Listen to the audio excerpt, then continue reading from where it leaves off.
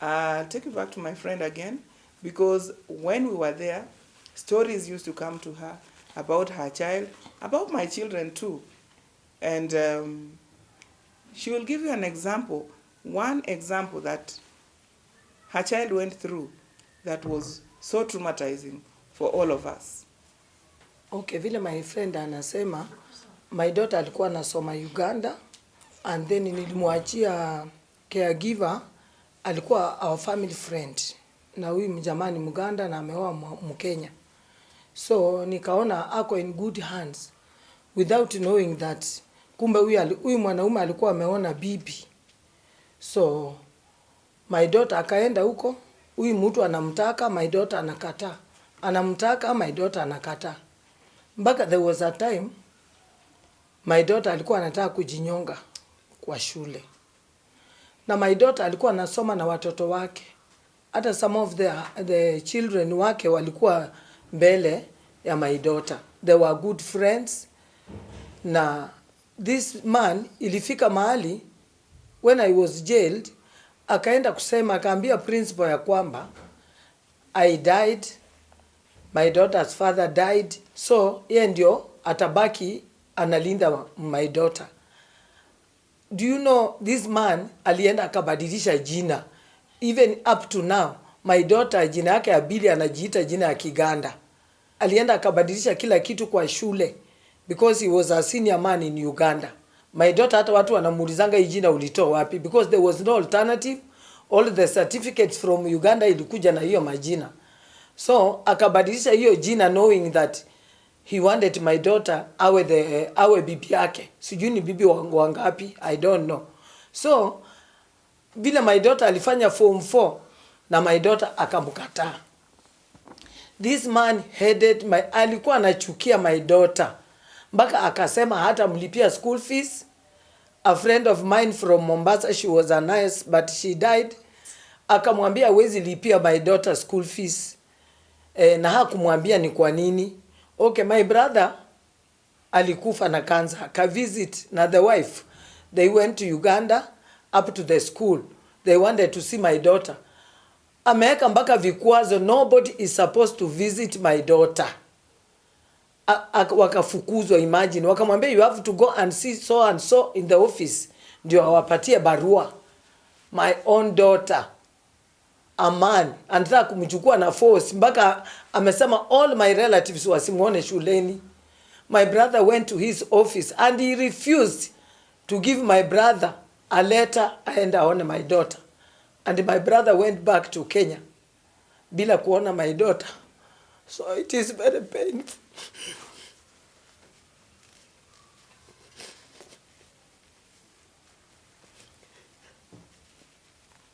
It is bad kurely kwa family friend mwenye baadaye anasema umekufa ndio apate bibi wa bure, na huyu ni mtoto mdogo wa shule, and this man is old. Hakuwa tarika yake.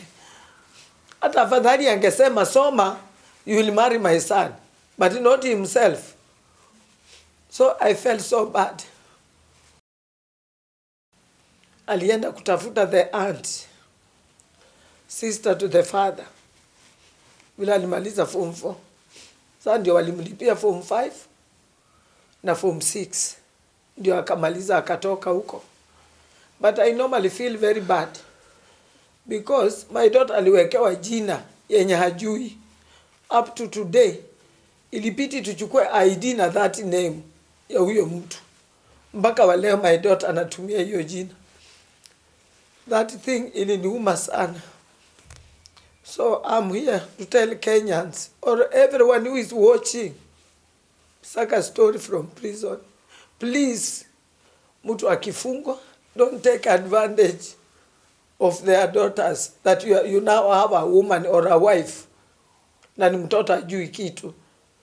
I beg you in the name of Jesus Christ, mtu akifungwa muachana na watoto wake. It is even better. I was saying hata ingekuwa vizuri amwambia sitakusaidia. Alikuwa anampeleka kwa shule anamshikashika kwa gari. My daughter alirudi akaniambia kama nimetoka. Akakataa maneno yake. So they became big enemies. But I thank God the wife alijua. Vile my daughter alikuwa anataka kujua akiwa kwa shule. Ilibidi aseme ukweli. Ambie the teachers na wakaambia the wife. So mimi kitu nataka tu kuambia, please, prisoners are people too.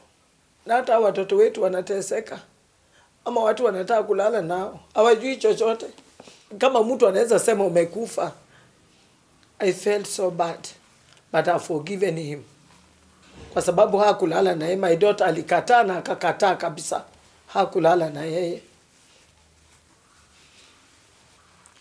Just as my friend Lusanji has said, and I have also said and repeated, to people out there, if you find that a child's parent, mother or father, for one reason or the other has gotten into prison, please take care of these children. If you cannot, guide them to where they can get help, but don't take advantage of them. It is not fair, it is not good, it is not godly, it is not acceptable. As we have said, stigma came in many forms, both to the prisoners and to the children's prisoners, and probably even members of the family. Those people don't deserve that because they have done nothing wrong. The prisoners' children too were not spared. Those children who are under 4 years of age were allowed to stay with their mothers. They used to go to school with children of the officers or the wardresses. But because these small children know that these other children's mothers are in prison, that is how they were referred to. Mtoto wa mfungwa. And they were treated that way. And they would come. Some are intelligent enough to tell their mothers, wametunyima, wametusukuma hivi, wametusukuma pande hii, wametuita hivi, and it would be painful to the mother in prison. Because what has a 3-year-old done to deserve this? Those are children too, but they learn at a very early age to discriminate the children of the prisoners. So please, if something or anybody can sensitize those concerned that these children don't deserve that, it will be a plus in our society. My friend has talked about her daughter who wanted to be taken advantage of by the person who was supposed to look after her, who was old enough to be her father or even her grandfather. Even fathers who find themselves with children whose mothers are in prison. Some of them stigmatize these children so deeply that the stigma remains in them for a very long time. Because you find your own father telling you, mamako yuko jela, utakuwa mjinga kama mamako, enda kwa mamako ukae naye uko jela, those kind of things. These children deserve help. They don't deserve those kind of terminologies. Because as I say and I repeat, they have done nothing wrong. Not to their fathers, not to their relatives, not to their friends, not to their teachers, and not to their schoolmates. Kindly, these are children who should be treated with care because there is something they are lacking. They were used to seeing their mother, they were used to seeing their father, but now those people have been locked in for a problem or for a mistake that was not this child's. Let's take care of these children. Let's not stigmatize the children of prisoners. Let's not stigmatize even prisoners who have come from prison because they have done their time, they have paid for what they did, if at all they did it, because some people are even jailed because they could not defend themselves well. Yes, as I said in my previous video, ignorance can sometimes cause someone to be jailed for a crime that otherwise could have gotten a fine, or they could have been released, or they could have deserved a lesser sentence. So, kindly, even if someone committed a crime, they have paid, they have repented.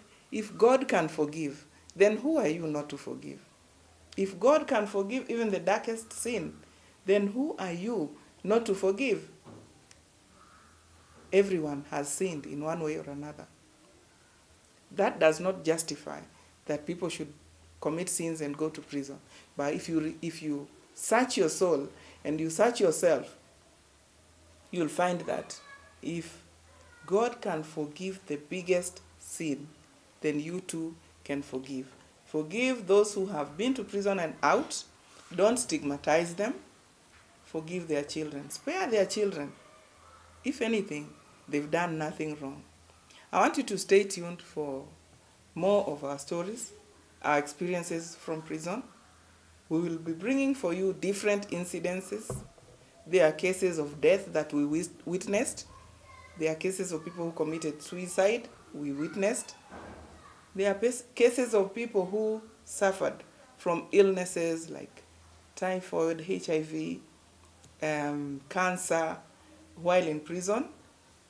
We are urging you to subscribe to our channel, share, like, comment, and you too can tell us what more you'd like to hear from Saga Prison Stories. Thank you for watching. Stay tuned with us.